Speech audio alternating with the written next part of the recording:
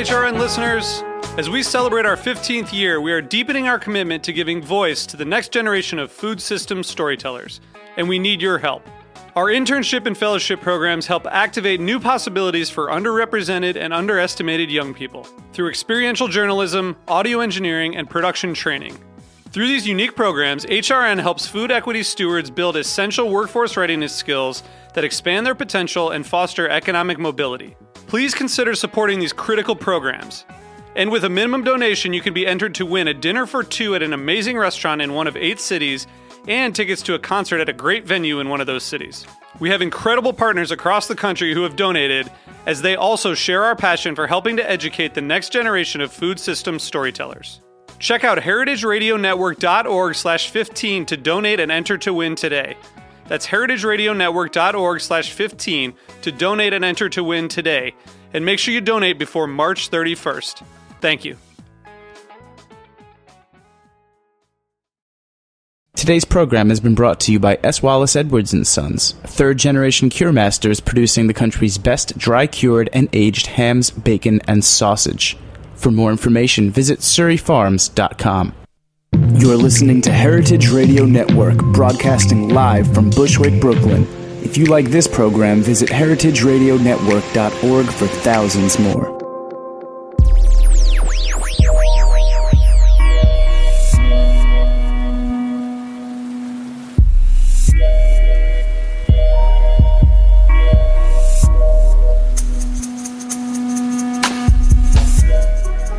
All right. Thank you so much for tuning in to the Heritage Radio Network. We are coming to you, as always, live from the back of Roberta's Pizza in beautiful Bushwick, Brooklyn. You are tuned into the Farm Report, and I'm your host, Erin Fairbanks. And today we're going to be talking about homesteading. Homesteading is a lifestyle based on self-sufficiency with a long history in the U.S. Historically, homesteading has been used by government entities to help populate and make habitable places that were previously little desired areas. But what does that mean in the modern time? We're going to find out a little bit by speaking with some of Mother Earth News' 2013 Modern Homesteader Award winners. And first up, we are on the line with Gloria Varney. Gloria, welcome to the show. Thank you. Lovely to have you on. So congratulations on your designation as a 2013 Homesteader of the Year. Thank you very much. I wanted to start out by giving folks a little bit of a sense of your background. Now, you and your husband own the first certified organic dairy in Maine. Is that correct? That is correct. So how did you guys get into the dairy business? We bought the farm. This is my husband's family farm that we bought back in 1986. And at the time, it was a vacant farm. His parents had sold the dairy, and we came on with the idea of doing something with the farm. My husband, had some heifers still, and we were renting our facility for a little bit, and I was still finishing my college career and in community health education with a secondary major in nutrition and exercise physiology. So I was pretty much off the farm for about 3 years while I graduated and worked in that field. And then it was in 1990, I quit my job and came back to the farm just knowing that there had to be a better way of teaching health and nutrition and overall well-being than in a classroom or in an office doing one-on-one consults. So from there, it's flourished. And what I tell people today is, the store is in a 30 by 60 post and beam, refurbished what used to be an old dairy barn. And I tell them they're coming into my classroom. It offers them an opportunity to learn about where their food's coming from. If they have any questions about, any of the animals and our practices on vegetables and animals, they can, we're here on premise to ask, and they can go see for themselves. And, the cafe offers that opportunity to taste the difference. And So it's just flourished into my lifestyle. That's excellent. I'm curious, so I'm looking at, the Wikipedia definition for homesteading. And, it defines it here as a lifestyle, as I said at the beginning, based on self-sufficiency.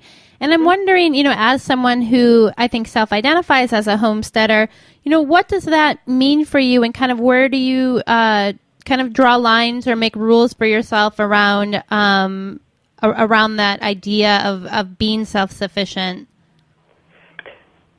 So the idea for me was, right from the beginning, I'll back up a little bit. I grew up I'm one of 10 children, and we raised all of our food, had a huge garden, and we raised all of our meats. And so when I came here to Nizinska and started having my own children, farming is a vulnerable industry first and foremost. And so, there's always, I've kind of had this phrase, this what if, my kids hear it all the time. What if we run out of power? What if there's no grocery stores that we can go to for our food? All those what if questions. And to me, homesteading works to answer those questions. So for me, I need to make sure that I have food put away, whether it's in the canned food or dry cured meats or frozen foods, and a root cellar full of food, because, those are your mainstays, food and water.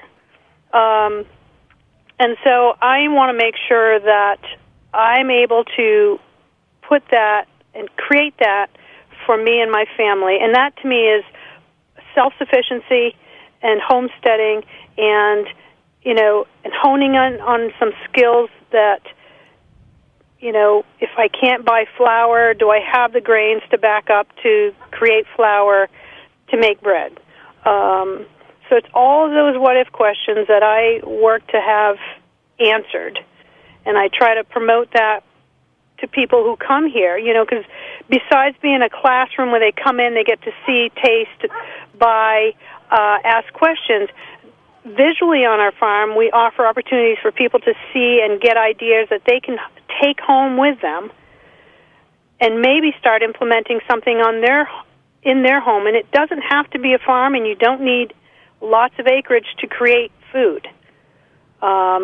That can be created by supporting CSAs or knowing where your farmer is in your community, and what can a community do to make sure that they have food security by supporting this farmer. So I don't know if that answers your question. No, it definitely does, and it makes a lot of sense. And so I'm kind of thinking, we live in a world, especially here in New York City, where I'm calling you from, full of, iPhones and iPads and MacBooks and, the kind of swirling all around us of, screens and technology. And then, kind of more broadly, as we're moving to a more and more kind of digital world, I'm wondering how some of those advances in technology do or don't find a place in your home, and do you have suspicion of them, or do you embrace them, and if so, to what extent?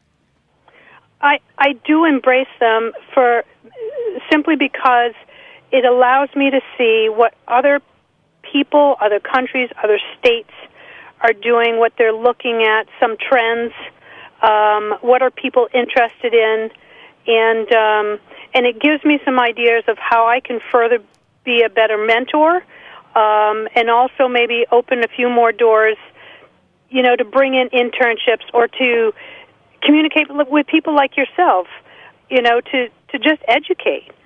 And hopefully, when we're done here, that you'll go home and you'll say, okay, well, what if I didn't have my iPad or my iPhone, or, because for some people, that brings on a panic. For me, not having enough food put aside for me, myself and my family of 5 children, that's what brings on a panic for me. So I absolutely embrace, all technology because it's part of my business, and it helps move my business forward and keeps me in touch. So. Yeah, that makes sense. And it's always funny to me. I mean, I grew up in a very rural community in Northeast Michigan, and as such have a lot of, basic kind of preservation and lifestyle skills from, Yep. hunting and fishing to preserving and canning. And it's always striking to me, the skill set is, what's transferable when you move from a rural environment to an urban environment and vice versa. And I know we're seeing definitely here in Brooklyn in particular a real explosion of interest in learning some more of those skills and almost a fear that those traditions and that craft is being lost. And I think that technology offers a really interesting opportunity for you to kind of share and communicate what you know with a much broader audience, and then also to create a record of how those things happen, how they're done. And so that's exciting to me. I'm curious from when we're looking at, making a living and kind of paying taxes and how you, have both the financial security and the land security, but also the I guess I said it already, the financial security, what role kind of, having a consistent income stream, how that might be different for someone with a focus on homesteading would be than for someone who maybe has a 9-to-5 and is taking home a salary and is looking to kind of purchase or bring in all of the goods they need on a day-to-day basis. I wonder if you can just talk about that a little bit. So, if I hear you clearly, you're asking about how somebody who's working a 9-to-5 can try to work towards having food security at their home. Well, that, and then also for you in your family, like what role does an earned income play in your kind of overall security? It's a big part. My standard of living is probably different than most. I don't put a lot of emphasis on, acquisitions. Everything that we do, or create or make, goes right back into the farm. That's our investment, and that continues to flourish and create more revenue for us. But in terms of financial security, the organic dairy really was a stepping stone for us as the first organic dairy in the state. It's really what allowed us to stay in this business. And but moving forward, that has its ups and downs too. And I think to answer your question, it's no. I have to have a fluctuating lifestyle because our income fluctuates, both on the store end and the dairy end, and our expenses can also fluctuate. And unfortunately, in the dairy industry or the ag industry, when our cost of production goes up, we can't transfer that over to the buyer. And so because we can't do that, we're always looking for ways to build more revenue, and sometimes that's through the store, and which is why, going back to why electronics and the iPad and Facebook is always important, because it allows us to continue to stay up on top of what the trends are. So it's a business, and it's an ever-changing and always exciting and keeps us on our toes. Yeah, I'll bet. Well, we are just about out of time, but before we go, I wanted to just give you an opportunity. I know that you do work with regards to anti-GMO legislation, and I'm wondering if there's anything in particular that you've been working on recently that you'd like to share with our listeners before we are out of time. I'm working on, which correlates with the non-GMO, with bees. I'm working on a project with a woman by the name of Nancy Homan, and for some who are familiar with animal communicators, and believe in it, or I'm working with her on a year-long project with my bees as a form of communication to see what's bothering them, or if there's things that we can do to change, and so it's been an interesting project so far. We've been into it for 6 months, and the communication that's coming forward is pretty interesting, and some of it is about what we're putting on our crops and the pesticides and herbicides and what they cannot absolutely handle, and so that's another project I'm working on, as well as just encouraging more and more people to look at agriculture, support local, know where your food's coming from, not to assume anything just because the label says this or that, and to ask questions. Gloria, if folks want to come up for a workshop or get in touch, what's the best way for them to reach you? Right on my website, www.nazinscottfarm.com. They can like us on Facebook, and we've got everything right on there, and our email's there too. Thank you so much for joining us, and we'll be in touch again soon, I hope. Thank you. Again, for folks, that's the Nezinscot is Nezinscot. So take a peek at that and get signed up for some homesteading classes. We're going to take a quick break, and when we come back, we'll be on the line with another award winner from this year's Mother Earth News Star Modern Homesteaders. So hang tight.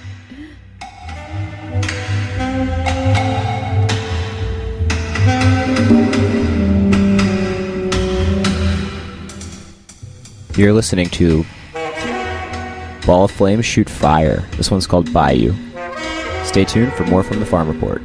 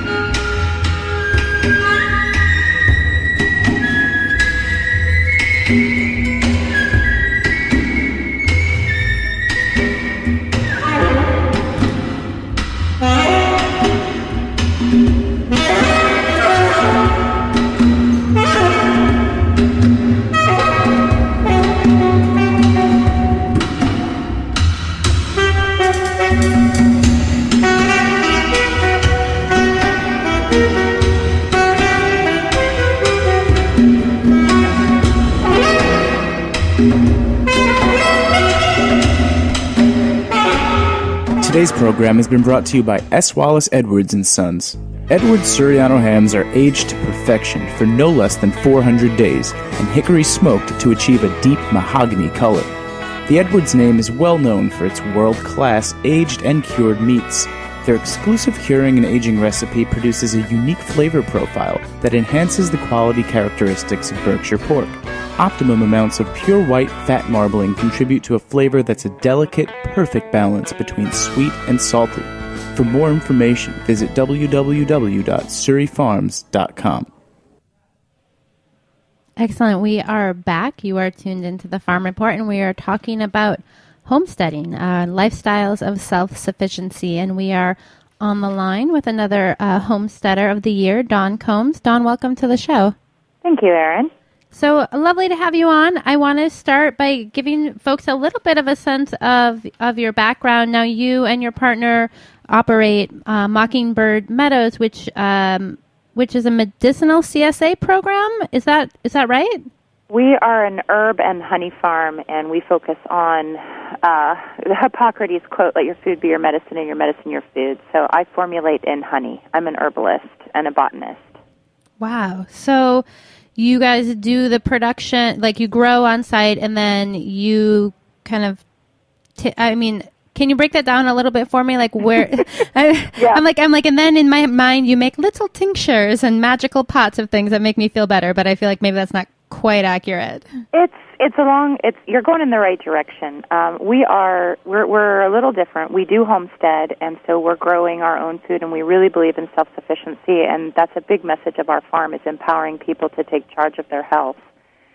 And we do that by raising our own bees and the honey that we use as a base for all of our formulations. And we do also raise medicinal herbs on the farm, and we're a United Plant Savers Botanical Sanctuary and a bee sanctuary, and we work all of that stuff together to make medicinal preparations for people. So can you give me an example of what type of kind of ailments or inflictions that you guys commonly produce things for that people use on a regular basis? With our honey spreads, we have something called Honey Z, which is a sleep tonic, and we have something for immune support, which is our Immunibee.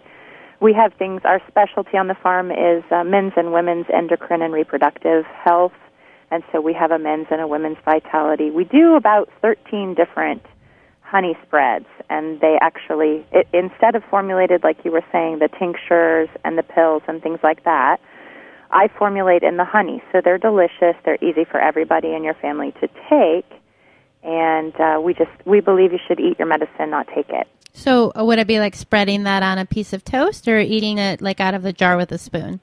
I formulate them to be delicious enough to eat them on the spoon, but we do suggest anything that isn't actively heating or boiling so you don't kill the live honey, that raw honey. But we have people who put it in their oatmeal and put it in tea and spread it on crackers. It just runs the gamut.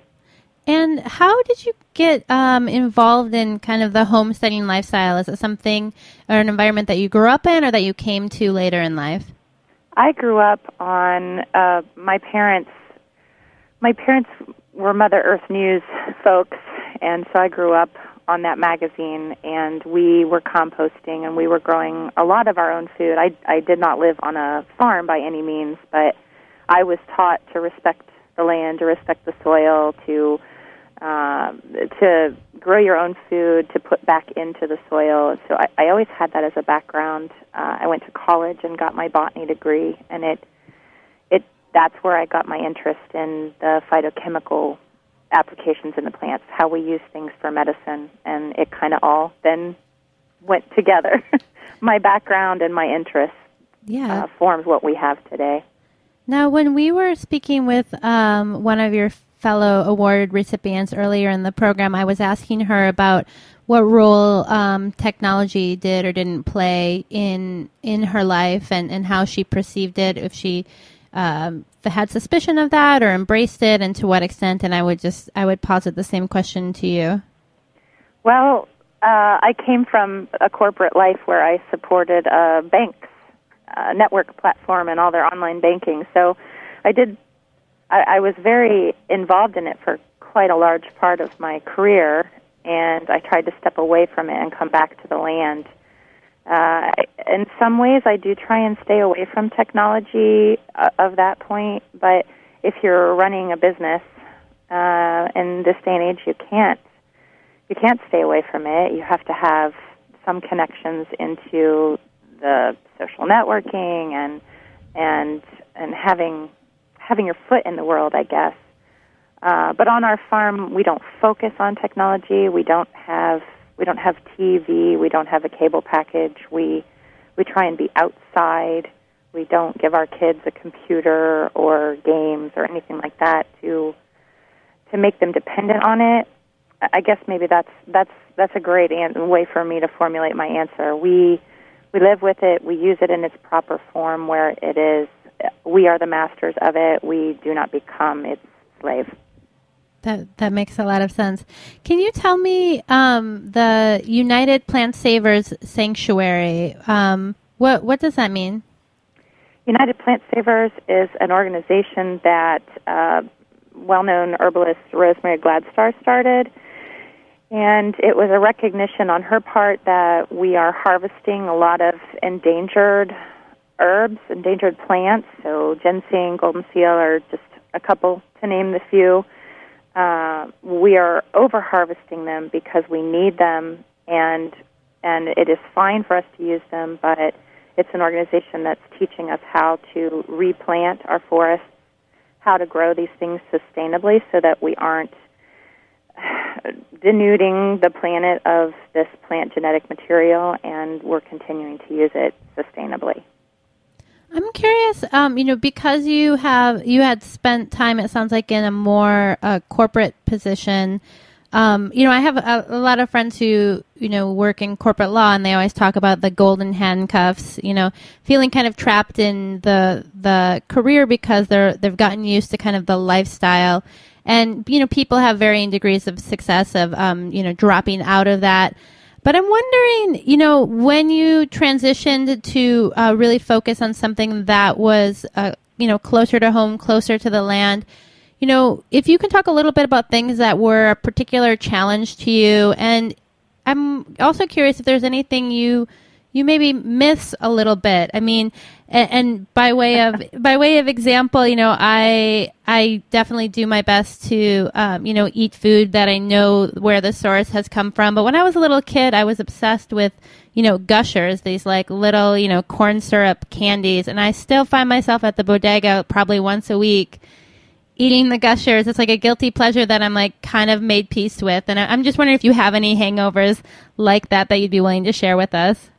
Oh, I think for my husband and I, just being able to go on vacation, or we used to live in town and just run into a movie or going out to eat was a great luxury. And now you have a cow and chickens and things that expect to be milked and fed, and vacation is difficult without a network of people around you. It becomes very difficult to just have that, well, we're home from work tonight, and what are we going to do? We could go to a restaurant, we could go to a movie, we could go out to a concert.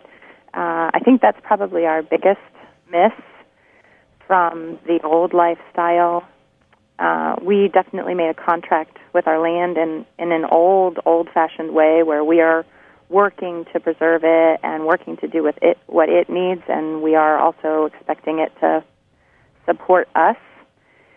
And it's a different contract than you make in a corporate world.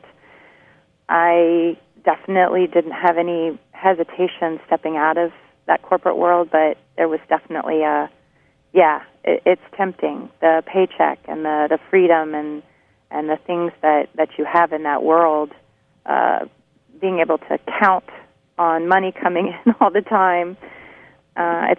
It's a different living by faith that I have now, and we do miss some of that. Yeah. Now, speaking of that, kind of network, that community, you guys are in Marysville, Ohio. I'm curious, are you kind of one of many operations that are of this similar vein, or are you more of, a single player on that scene? We're a single player. We're kind of an oddity. In our community, there just aren't very many people that are homesteading, and that's something that we would love to see changed. More people who have a single-family cow or a few chickens. Just being able to, like I said, for vacation, just being able to say, we're going to go away, and the cow needs milked twice a day. Finding somebody who knows how to do that or is interested in the milk or the eggs. We haven't been able to set up a network yet. I do have apprentices now. I teach the herbal, as part of our farm diversification, is I do a lot of teaching on the farm, and I have apprentices for sustainable family herbalism, and that helps. They're now able to help us when we go away, when we travel. And you guys also host dinners on the farm? Can you tell me about those? We do. We host dinners that are they're around the moons. So a lot of times you hear in our culture, more in the foodie culture, we're hearing we want to know where our food comes from. We want to have a relationship with our farmer. But I find that we're not having conversations about where our medicine comes from, and that's just as important. We should know our farmer in that aspect as well. And when we talk about homesteading, we should be growing our own food and medicine. So these farm dinners, we do believe that people come at it at the dinner table. I think a lot of times I want to encourage people to add dandelion root or burdock root to their food for the health-giving properties, and I want them to eat it and enjoy it, but that's a foreign concept unless I can serve it to them and show them how delicious it can be and how not bizarre. So we do these farm dinners around the full moons in the way that agriculture named the full moons based on what was going on at that time of year. And we theme each of the meals to teach people to reconnect to the land, to reconnect to themselves, to reconnect to their community at the table.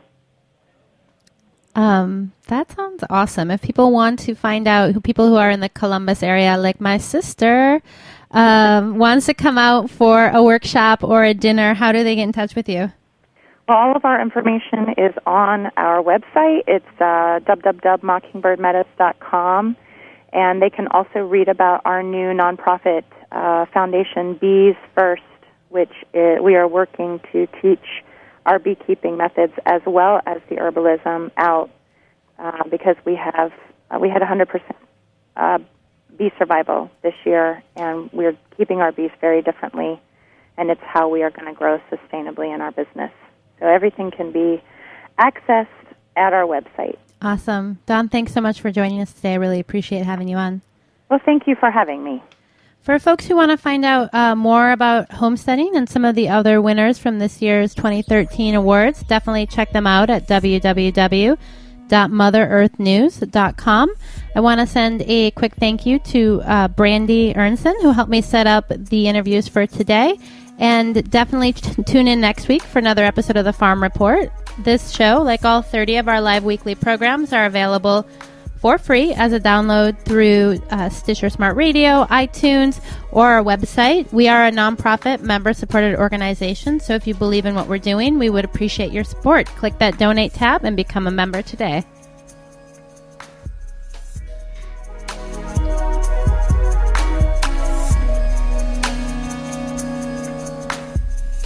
Thanks for listening to this program on heritageradionetwork.org. You can find all of our archived programs on our website or as podcasts in the iTunes Store by searching Heritage Radio Network.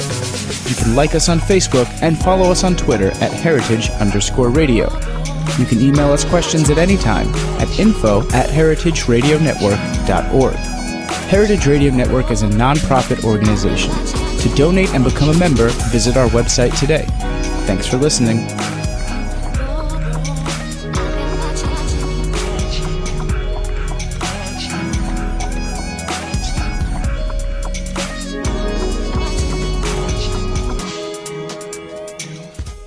Today's program has been brought to you by Consider Bardwell Farm, the first cheese-making co-op in Vermont. For more information, visit www.considerbardwellfarm.com. You're listening to Heritage Radio Network, broadcasting live from Bushwick, Brooklyn. If you like this program, visit heritageradionetwork.org for thousands more.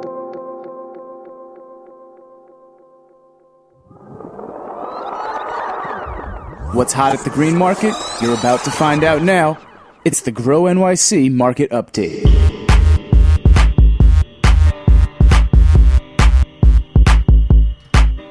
All right. Thanks for tuning in to the Grow NYC Market Update. We are on the line with Carolyn from Grow NYC's Green Markets. Where are we heading today? Hey, Erin. Today we're going to check out our Sunnyside Market in Queens. Every Saturday from June through December, our farmers set up there on a shady, tree-lined avenue near Lulu Dottie Park. And I recently learned that Queens is the most diverse urban area in the world, which is awesome. And our Sunnyside Market certainly reflects this. Over the years, it has developed into a thriving part of the community that draws an ethnically diverse mix of young folks, families, and elderly residents from the surrounding neighborhood. Awesome. Well, what farmers or producers should we be looking for at the market? Yeah, Sunnyside is the kind of market where you can pretty much get all of your shopping done for the week, so I would definitely suggest bringing a cart or a basket or a ton of reusable bags. Highlights include specialty Mexican produce and herbs from several of our farmers, multi-ethnic artisan breads and tortillas from Hot Bread Kitchen, and some fresh fish from American Seafood. I always love getting tips from the folks at Rising Sun Farm on how to cook their grass-fed beef, while shoppers always love Cheryl Rogowski's certified naturally grown veggies and Goodale Farms milk and dairy. And then, of course, this time of year, Breezy Hill and Toigo Orchards have stands that are just filled with tons of different apple varieties. Nice. And I'm assuming as one of the most diverse community in the country, there's probably a ton of other great stuff to check out when we're in the area. What would you recommend? Definitely. Well, actually, this Saturday, if you've never been to the Sunnyside Market before, or if you're a regular, this Saturday, September 28th, would be the perfect time to visit. Because we're partnering with Queens County Market to put on a fall harvest celebration. So Queens County Market's mission is to connect Queens communities with local food businesses and to champion and strengthen the local food industry in Queens. And they do this by organizing pop-up markets around the borough that feature a rotating group of local and diverse culinary entrepreneurs. So this Saturday at the Sunnyside Market, your favorite farmers will be joined by Buenos Angies. They'll have some Argentinian cookies, bittersweet NYC with samosas and some sweet confections, native coffee roasters with fair trade coffee roasted in Astoria, and ice and vice with some really unique flavors of ice cream and sorbet. So there'll be live music, a pumpkin patch, and a bunch of fun family-friendly activities. So we're getting pretty creative with our space here, which is really exciting, and we're doing it in a way that will really build community by connecting the market to the neighborhood and to other people that are doing interesting stuff with food, and of course continuing to further our mission of supporting local farmers. Awesome. Well, I know that you also have a ton of other great events coming up, so maybe you can give us a couple of the highlights. Yeah, definitely. This Saturday as well at Union Square, there will be a book signing with Liz Newmark. She's the author of Sylvia's Table. Also, next Wednesday, October 2nd, is National Kale Day. So we'll be celebrating with the authors of 50 Shades of Kale, Jen Isserloh and Dr. Drooms Ramsey at Union Square. And then chefs from the New York City School Food will be serving kale salad at the Astoria Market, at our Barclays Market, at Bartell Pritchard Square in Brooklyn, and at our Tribeca Market. And then in the evening, on that same day, on Wednesday, October 2nd, we'll be hosting an Educated Eater panel. We'll be discussing regional farming in a changing climate, and that's at the Woolman Hall at the New School. So you can visit grownyc.org/greenmarket/events to get all the details about those. Awesome. Thanks so much for taking some time out to give us such a great update. Yeah, no problem, Erin. Have a great week. You too. So for folks who want to get a recap of that rundown, you can find out more about what's happening at the Green Markets by visiting www.grownyc.org/ourmarket. There you'll get all the info on cooking demos, book signings, giveaways, and more.